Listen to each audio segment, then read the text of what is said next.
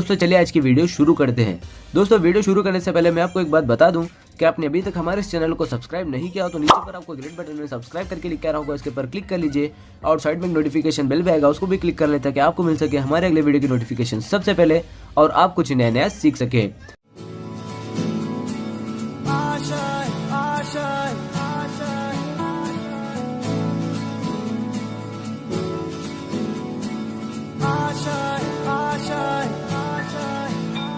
कुछ पाने की हो आस आस, कोई अरमा हो जो खास खास आशाएं, हर कोशिश में हो बार बार करे दरियाओं को आर पार आशाएं,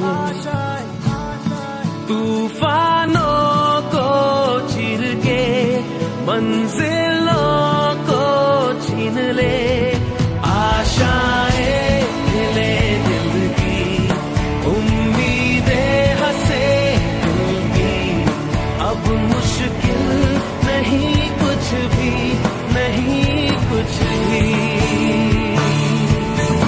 आशाएं ले दिल की।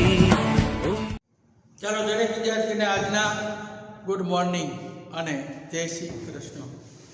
હવે આપણે ગયા લેક્ચરની અંદર જોયું હતું કે કલીલ કણ પરનો વીજભાર એમાં બે સ્તર હતો, પ્રથમ સ્તર અને બીજું સ્તર। એની વચ્ચે વિરુદ્ધ વીજભાર હોવાને કારણે એક પોટેન્શિયલનો તફાવત ઉદ્ભવ્યો, એને આપણે ઝીંટા પોટેન્શિયલ અથવા વીજગતિક પોટેન્શિયલ કહેવાય। ત્યાં સુધી વાત કરી હતી। હવે આપણે એના બે સ્તર, તો Ag I એક ઘન સોલ છે,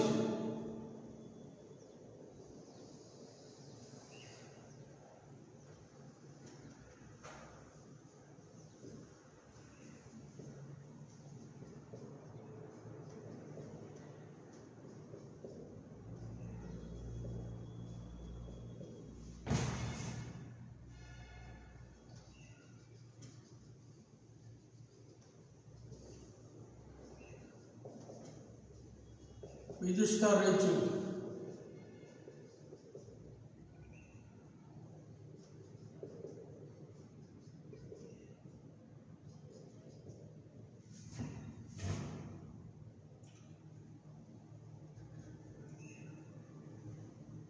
થઈ ગયું।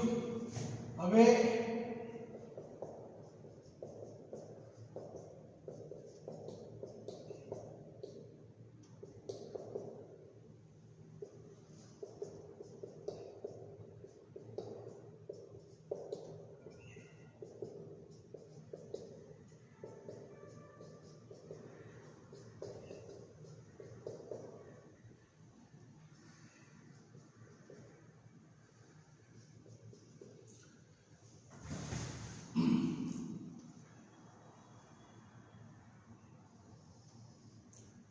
સ્થિર સ્તર,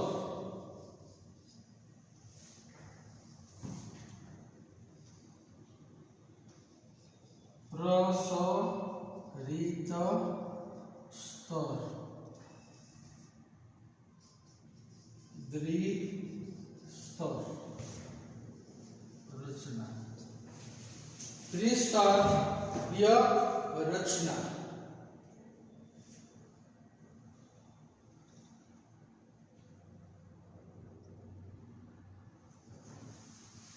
आकृति તમારે જોયેલા નાનું પ્રસરણ થાય, યાર અપાકર્ષણ આકર્ષણ બે થતું હોય એટલે એને કારણે એને સ્થાયી રચના ન હોય એટલે એ પ્રસરણ ગતિને પામતો હોય। આકૃતિ દોર લેવાની। હવે આપણે આગળ જોઈએ, જો અદ્રાવ્ય પદાર્થોના બે કણો વચ્ચે, અદ્રાવ્ય પદાર્થ એટલે અવક્ષેપણ થયેલો હોય, ઓગળતો ન હોય, એવા અવક્ષેપણના બે કણ વચ્ચે જો દ્વિસ્તર ન હોય, આવું દ્વિસ્તર ન હોય તો આવા કણો એકબીજાની નજીક વાંડરવાલ્સ આકર્ષણ બળથી જકડી રાખે છે। આવા કણો એકબીજા વચ્ચે વાંડરવાલ્સ આકર્ષણ બળથી એને જકડી રાખે છે. જો અદ્રાવ્ય પદાર્થોના બે કણો વચ્ચે દ્વિસ્તર હોય, બે કણો વચ્ચે જો દ્વિસ્તર એટલે કે બે કણો વચ્ચે જ્યારે આવા દ્વિસ્તર હોય તો આ સ્તરો કણોની વચ્ચે અપાકર્ષણને કારણે એકબીજાની નજીક આવવા દેતા નથી. આથી સમુદ્ર થઈ શકતા ન હોય. જો બે કણો એટલે કે અવક્ષેપણના અથવા અદ્રાવ્ય પદાર્થોના બે કણો વચ્ચે દ્વિસ્તર હોય તો આવા કણો એકબીજાની નજીક એટલે આવા કણો વચ્ચે આવા કણો અપાકર્ષિત થવાને કારણે એકબીજાની નજીક આવવા દેતા નથી એટલે સમુદ્ર થઈ શકતા નથી. આવા કલિલ છે એ ઘણા સ્થાયી હોય છે. એટલે આપણે બે રચના આપણે જોઈએ.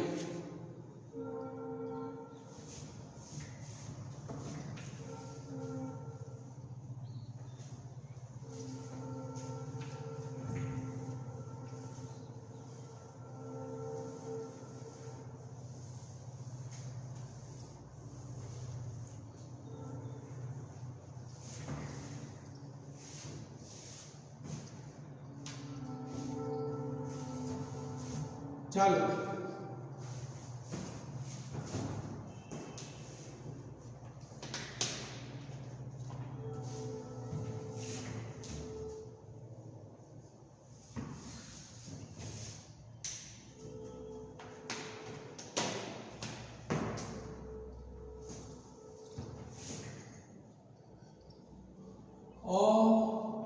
અદ્રાવ્ય પદાર્થો અવક્ષેપણ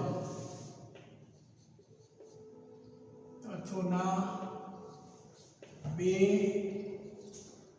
કણો વચ્ચે દ્વિસ્તર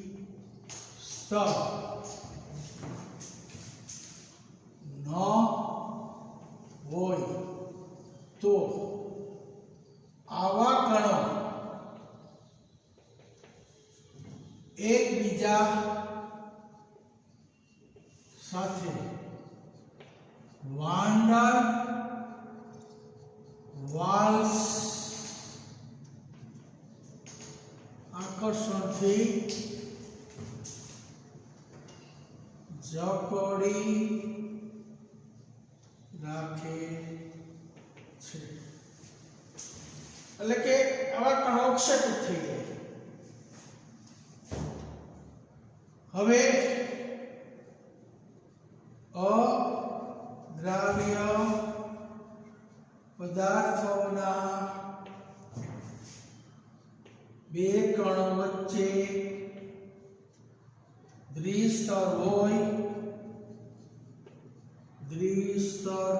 હોય તો આવા કણો વચ્ચે અપાકર્ષણને કારણે એક બીજાની નજીક આવવા દેતા આવા કણો એકબીજાની નજીક આવવા દેતા નથી. આથી સમુચય થતા નથી જે સ્થાયી કલિલ બને છે. આવા કણ છે એ એકબીજાની નજીક અપાકર્ષણને કારણે આવા કણ જ્યારે દ્વિસ્તર હોય, કારણ કે મેં તમને કીધું હતું કે દ્વિસ્તર તો એની વચ્ચે K+, વચ્ચે અપાકર્ષણ થાય. આથી આવા કણો એકબીજાની નજીક આવવા દેતા નથી. આથી એકબીજાની નજીક આવીને સમુચય થવા દેતા ન હોવાથી આવા કલી સ્થાયી બને છે, એટલે સ્વતંત્ર કલી તરીકે વર્તે છે. હવે આવા કલી છોડમાં વધારે વિદ્યુત વિભાજ્ય ઉમેરવામાં આવે તો કારણ કે હવે કોઈ છોડ હોય એમાં વધુ પ્રમાણમાં વિદ્યુત વિભાજ્યનું દ્રાવણ ઉમેરવામાં આવે તો એના લક્ષણો બદલાય. ક્યાં ક્યાં? તો એક તો દ્વિસ્તર આગળ વધતું હોય, એ દ્વિસ્તર છે એ બનતું રોકાઈ જાય. બીજું કે ઝીંટા પોટેન્શિયલ એટલે પોટેન્શિયલનો તફાવત છે એમાં ઘટાડો થાય. પછી કણ વચ્ચે અપાકર્ષણ બળની અંદર ઘટાડો થાય. તો આવા કણ એકબીજાની નજીક સમુચય થઈ અને અવક્ષેપણ પામી જાય, તે સ્થાયી રહેતા નથી. તો આપણે એવો પ્રશ્ન ઉદ્ભવે કે ક્યારે આ છોડ સ્થાયી રહેતા નથી? કે જ્યારે વિદ્યુત વિભાજ્યનું વધુ પ્રમાણમાં દ્રાવણ ઉમેરવામાં આવે તો પ્રસરિત દ્વિસ્તર રોકાઈ જાય. પછી પોટેન્શિયલનો તફાવત એટલે કે ઝીંટા પોટેન્શિયલ ઘટે.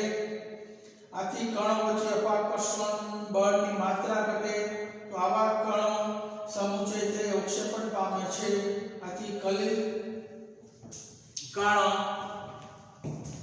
વિરુદ્ધ વિભાગ ધરાવતા આયનો સાથે સંવેદનશીલ હોય છે. હવે પછીનો મુદ્દો કલિસોલમાં ધ્યાન રાખજો. કલિસોલ અથવા દ્રાવણ સોલમાં વધુ વિદ્યુત વિભાજ્ય ઉમેરવામાં આવે તો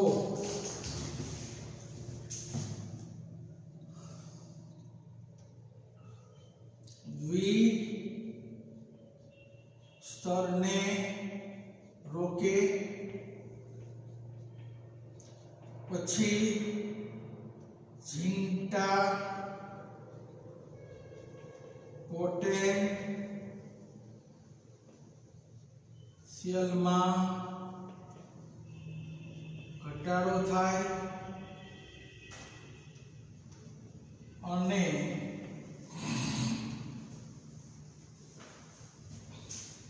ઝીંટા પોટેન્શિયલમાં દ્વિસ્તર અને કણો સમુચય થઈ અવક્ષેપણ પામે છે.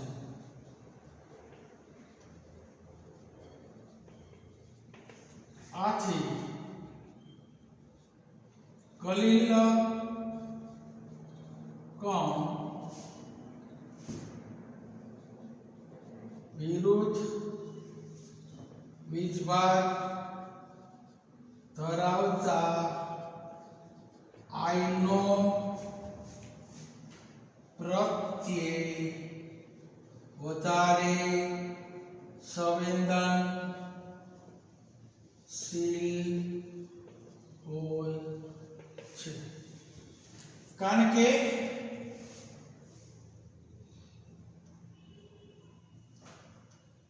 જો કલિસોલમાં વધુ વિદ્યુત વિભાજ્ય ઉમેરવામાં આવે તો પહેલા દ્વિસ્તરને ઈ રોકે. પછી જ્યારે વધુ ઉમેરવામાં આવે તો દ્વિસ્તરને રોકે, ઝીંટા પોટેન્શિયલને ઘટે. પછી હજી એક છે અપાકર્ષણ અને કણો વચ્ચે અપાકર્ષણ બળ ઘટે છે. અપાકર્ષણ બળ ઘટે અને કણો સમુચય થઈ અવક્ષેપણ પામે. આથી કલિલ કણ વિરુદ્ધ વિભાગ ધરાવતા આયનો સાથે વધુ સંવેદનશીલ હોય. કારણ કે જ્યારે તમે કલિસોલમાં વધુ પ્રમાણમાં વિદ્યુત વિભાજ્યનું દ્રાવણ ઉમેરો તો એનું બીજું જે સ્તર છે એ આગળ વધતું બંધ થઈ જાય, પોટેન્શિયલનો તફાવત ઓછો થાય, અપાકર્ષણ બળ ઓછું થઈ જાય, આકર્ષણ બળ વધી જાય, એટલે કણ વચ્ચે એ ધન કલિલ કણ ને ઋણ આયન, ઋણ કલિલ કણ ને ધન આયન એની વચ્ચે આકર્ષણ થઈ અને કાયમી અવક્ષેપણમાં રૂપાંતર થઈ જાય. આથી જ આવા કલિલ કણો વિરુદ્ધ વિભાગ ધરાવતા આયનો પ્રત્યે વધુ સંવેદનશીલ હોય છે. અહીંયા આ ટોપિક પૂરો થયો. કલિલ કણ પરનો વિભાગ.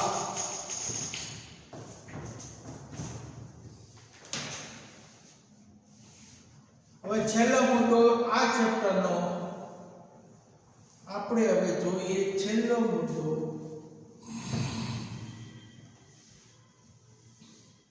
એટલે 5મું ચેપ્ટર પૂરું થાય પછી 7મું ચેપ્ટર ચાલુ કરવું.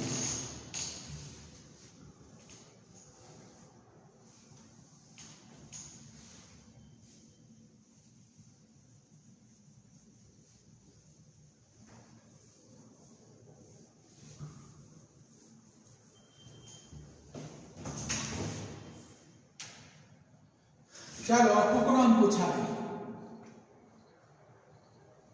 વિદ્યુત કણ સંચાલન એક પ્રકારનો પ્રયોગ છે. તો વિદ્યુત કણ સંચાલનથી કલિલ કણ ઉપરના વીજભાર પ્રાયોગિક રીતે સાબિત કરી શકાય છે. તો પહેલી વસ્તુ તો કે વિદ્યુત કણ સંચાલનથી કલિલ કણના વિદ્યુતભારનું અસ્તિત્વ સાબિત કરી શકાય છે. તો પહેલા લખાય વિદ્યુત કણ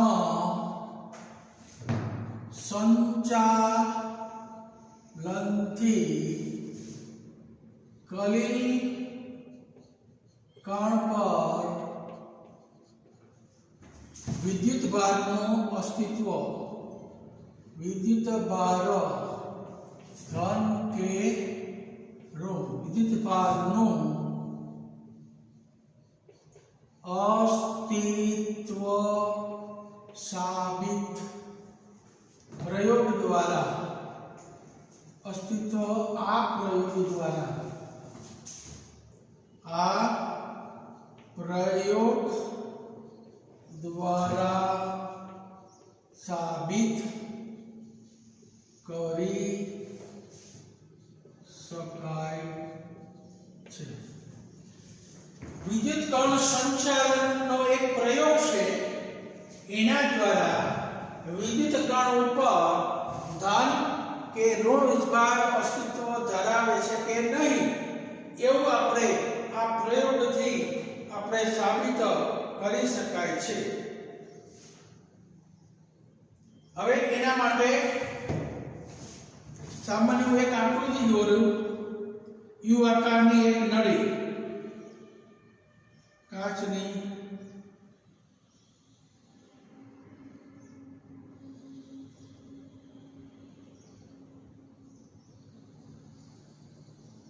આકૃતિ બહુ હારી નહીં જાય.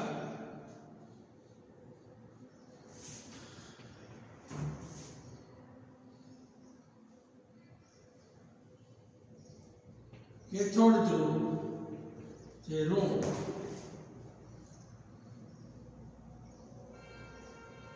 એનોડ જે ધન. આની અંદર પ્રક્ષેપણ માધ્યમ, વિક્ષેપણ માધ્યમ ગમે બોલો.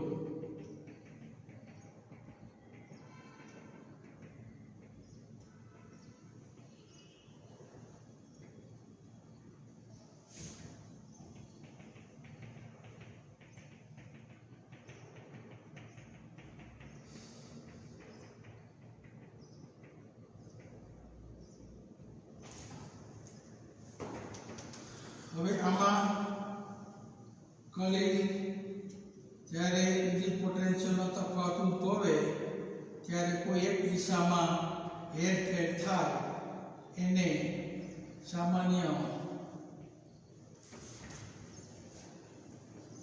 કલિલ ગ્રામો અહીંયા જલાશય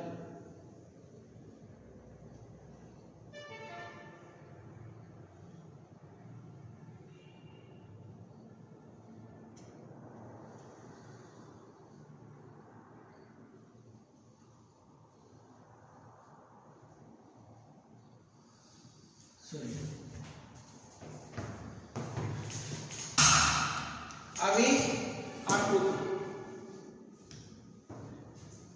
હવે પહેલા શું કરવાનું આ પ્રયોગમાં કલિલમય દ્રાવણને યુ આકારની ટ્યુબની અંદર યુ આકારની ટ્યુબમાં ભરવામાં આવે છે તેમાં બે પ્લેટિનમના વિદ્યુત ધ્રુવ ડુબાડવામાં આવે છે તો આ પ્રયોગમાં કલિલમય દ્રાવણ યુ આકારની ટ્યુબમાં ભરવામાં આવે છે તો પહેલા લખાય કે આ પ્રયોગમાં યુ આકારની નળીમાં કલિલમય દ્રાવણ રવામાં આવે છે તેમાં પ્લેટિનમના બે વિદ્યુત ધ્રુવો ડુબાડવામાં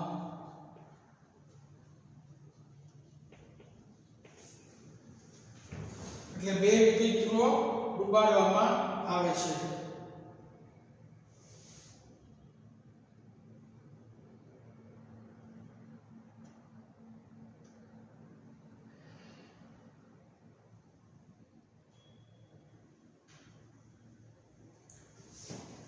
હવે બે વિદ્યુત ધ્રુવ ડુબાડવામાં આવ્યા અહીંયા આપણે વિદ્યુત ધ્રુવ દોરી લઈએ આ કેથોડ વિદ્યુત ધ્રુવ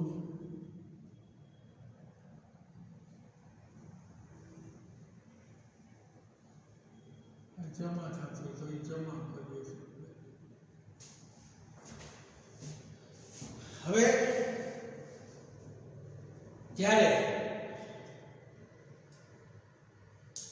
તેમની વચ્ચે વિદ્યુત ધ્રુવ પોટેન્શિયલનો તફાવત ઉત્પન્ન કરવામાં આવે તો કલિલ કણ વિરુદ્ધ વીજભાર ધરાવતા વિદ્યુત ધ્રુવ તરફ ખસે છે હવે જ્યારે વિદ્યુત ધ્રુવ પર વિદ્યુત ધ્રુવ એની ઉપર વિરુદ્ધ વીજભાર ધરાવતા આ બે પોટેન્શિયલ છે એક ધન પોટેન્શિયલ અને એક ઋણ પોટેન્શિયલ તો હવે તેમની વચ્ચે વિરુદ્ધ પોટેન્શિયલનો તફાવત ઉત્પન્ન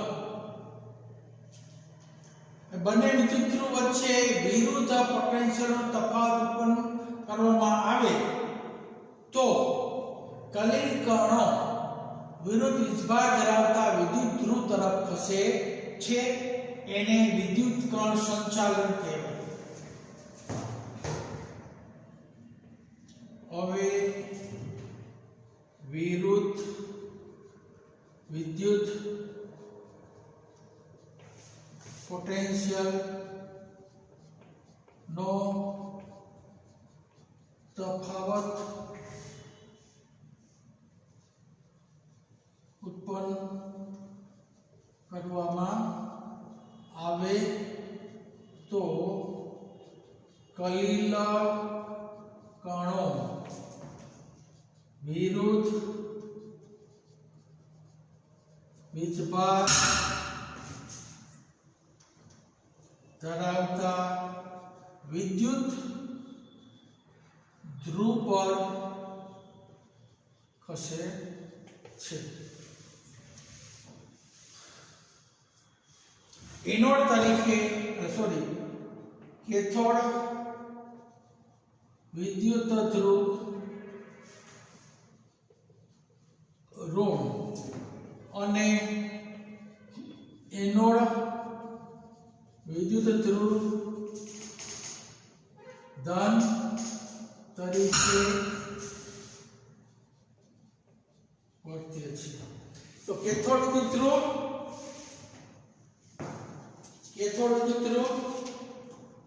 શું થાય? ધન તરીકે ઋણ ધ્રુવ તરીકે અને એનો વિદ્યુત ધ્રુવ ધન તરીકે વર્તે. તો આ ઋણ એટલે જ્યારે વિદ્યુત પોટેન્શિયલનો તફાવત ઉત્પન્ન કરવામાં આવે, બે વિદ્યુત ધ્રુવ વચ્ચે વિદ્યુત પોટેન્શિયલનો તફાવત ઉત્પન્ન કરવામાં આવે તો કલિલ કણ વિરુદ્ધ વીજભાર ધરાવતા વિદ્યુત ધ્રુવ તરફ, દાખલા તરીકે આ કલિલ છે, ધારો કે AS2S3 છે, આ ઋણ 16. તો કઈ તરફ ગયો? એનોડ તરફ એ ખસી જાય, એ તરફ ફરે, એ તરફ હેરફેર થાય. એટલે વિદ્યુત ધ્રુવ પોટેન્શિયલના તફાવતને કારણે કલિલ કણની હેરફેર થાય, તેને વિદ્યુત કણ સંચાલન કહે છે. વિદ્યુત કણ સંચાલન કહે છે.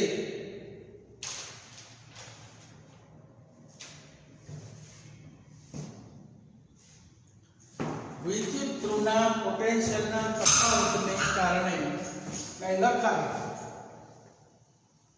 કે વિદ્યુત ધ્રુવના પોટેન્શિયલના તફાવતને કારણે કલિલ કણોની ફેરને વિદ્યુત કણ સંચાલન કહે છે. એટલે આ આટલી વ્યાખ્યા થાય. વિદ્યુત ધ્રુવ પોટેન્શિયલનો તફાવત ઉત્પન્ન થાય, આની અંદર વોલ્ટેજ ઉત્પન્ન થાય, એટલે કે વોલ્ટેજ. ત્યારે કલિલ કણ છે એની હેરાફેરી થઈ જાય. ધન કલિલ તો ઋણ તરફ જાય, ઋણ કલિલ હોય તો ધન તરફ જાય. અહીંયા મેં ઉદાહરણ તરીકે ઋણ કલિલ લીધો, આ ધન તરફ જો ખેંચાઈ ગયો અને ત્યાં ઓક્ષેપિત થઈ જાય, ત્યાં જમા થાય. તો અહીંયા આ ચેપ્ટર પૂર્ણ થઈ ગયું છે. દરેક વિદ્યાર્થી મિત્રો, તમારું આ ચેપ્ટર અહીંયા પૂર્ણ થઈ ગયેલું છે. હવે આપણે એટલે કે જે મુદ્દા આપણને ગવર્મેન્ટે કીધા કોર્સની અંદર, એ બધા પૂર્ણ થઈ ગયા. કોઈ બાકી હોય તો ફોન કરીને મને કહેજો. આમાં ખબર ન પડે, વિદ્યાર્થીને ખબર ન પડી હોય તો પણ મને ફોન દ્વારા જાણ કરવી અથવા વોટ્સઅપ ઉપર એ મુદ્દો મૂકવો, એટલે હું તમને એમાં સમજાવી આપીશ.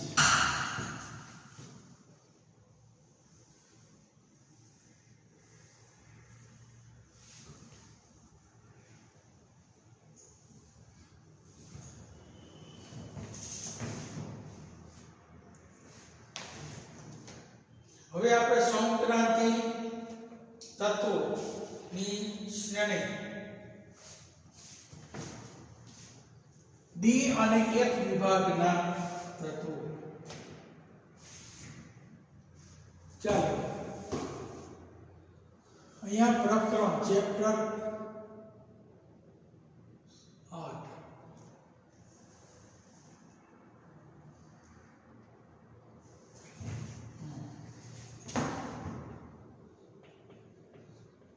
8 ડી અને એફ વિભાગના તત્વો.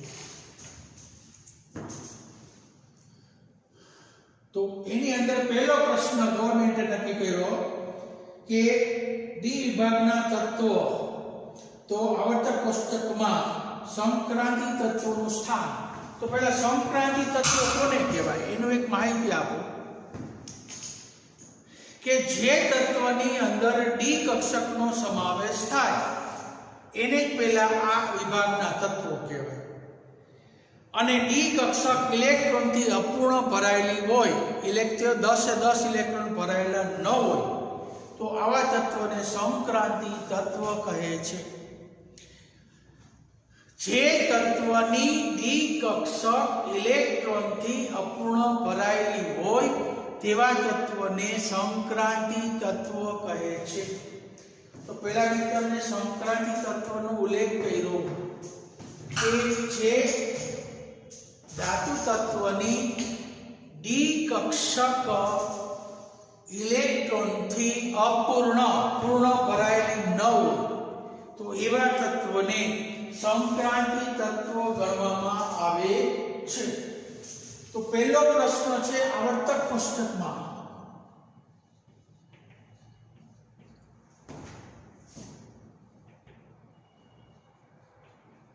આવર્ત કોષ્ટકમાં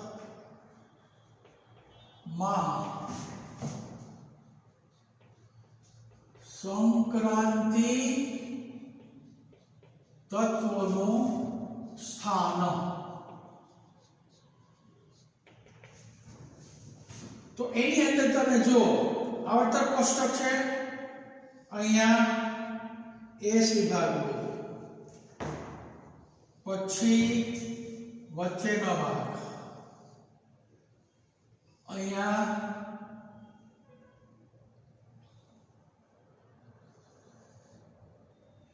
અહીંયા પી વિભાગ અને અહીંયા ડી વિભાગ, અહીંયા 2 આ F. તો આ બાજુ S, આ બાજુ P. તો આવર્તક કોષ્ટકમાં ડી વિભાગના તત્વો S અને P ની મધ્યમાં હોય છે. તો ડી વિભાગના તત્વોનું સ્થાન S વિભાગ અને P વિભાગના તત્વોની વચ્ચે હોય છે. હવે ડી વિભાગના તત્વો S અને P વિભાગની વચ્ચે છે એટલે પહેલા લખાય આવર્તક કોષ્ટકના મધ્ય ભાગમાં ડી વિભાગના તત્વોનું સ્થાન ધરાવે છે. આવર્તક કોષ્ટકમાં ડી વિભાગના તત્વો તો એ લખાય કે આવર્તક કોષ્ટકમાં ડી વિભાગના તત્વો S અને P વિભાગના તત્વોની મધ્યમાં સ્થાન ધરાવે છે. ડી વિભાગના તત્વોની આસપાસ S અને P વિભાગના તત્વો છે. ડી વિભાગની આજુબાજુ S અને P વિભાગના તત્વો રહેલા છે. એટલે કે ડી વિભાગની આસપાસ આજુબાજુ S અને P વિભાગના તત્વો રહેલા છે. હવે ડી વિભાગના તત્વો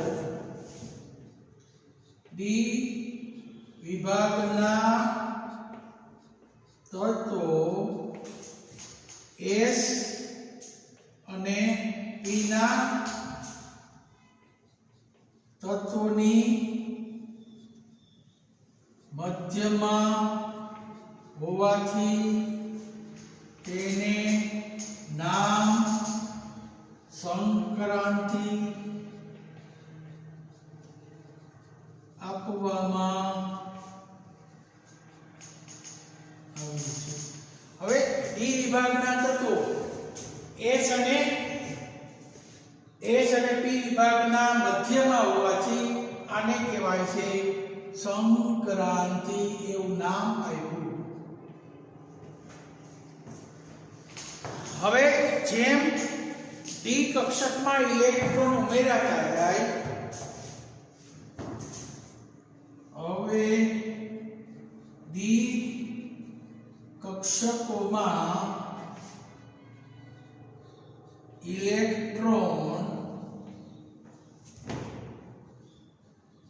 ઉમેરાતા જાય તેમ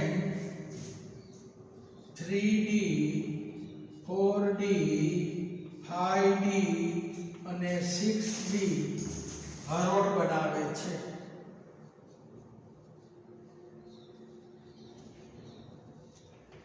જેમાં જેમ ઇલેક્ટ્રોન ઉમેરાય એમ નવી નવી હરોળ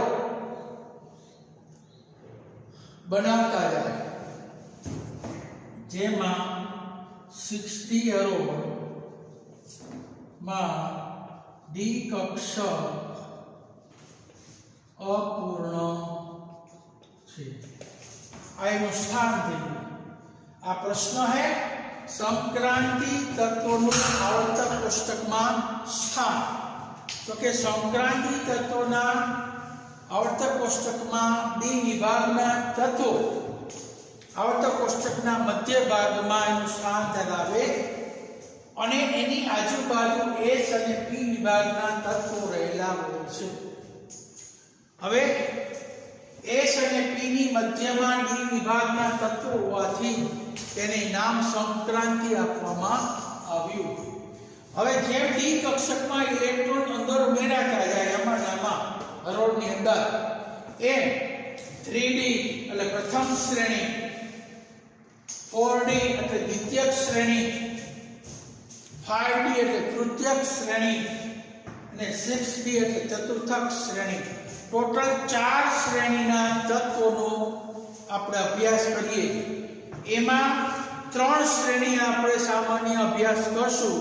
એટલે કે પ્રથમ શ્રેણી ખાલી ફક્ત આ પ્રકરણની અંદર અભ્યાસ કરવાનો છે. દ્વિતીયક, તૃતીયક કે ચતુર્થક શ્રેણીનો અભ્યાસ આપણે કરવામાં આવતો નથી. એટલે સામાન્ય રીતે ટોટલ 4 શ્રેણી. જો 3D ને કહેવાય પ્રથમ શ્રેણી, 4D ને કહેવાય દ્વિતીયક શ્રેણી, 5D ને કહેવાય તૃતીયક શ્રેણી અને 6D ને કહેવાય ચતુર્થક શ્રેણી. એટલે ટોટલ 4 શ્રેણી.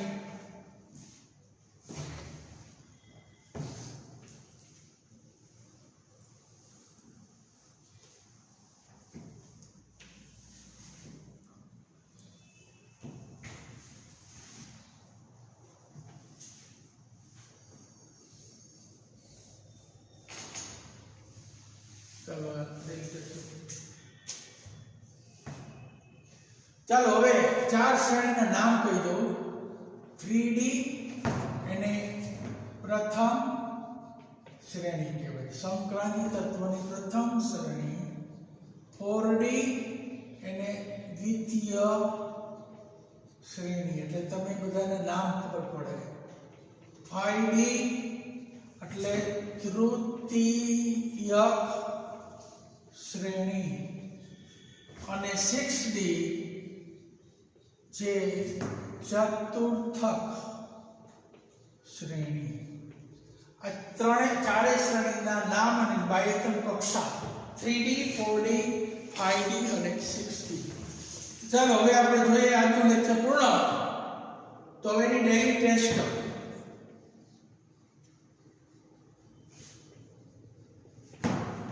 પહેલો પ્રશ્ન, સંક્રાંતિ તત્વ એટલે શું?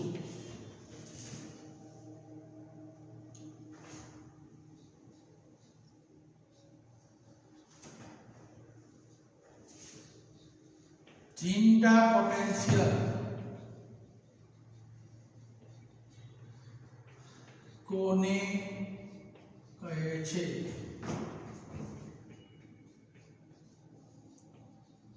વિદ્યુત કણ સંચાલન પર નોંધ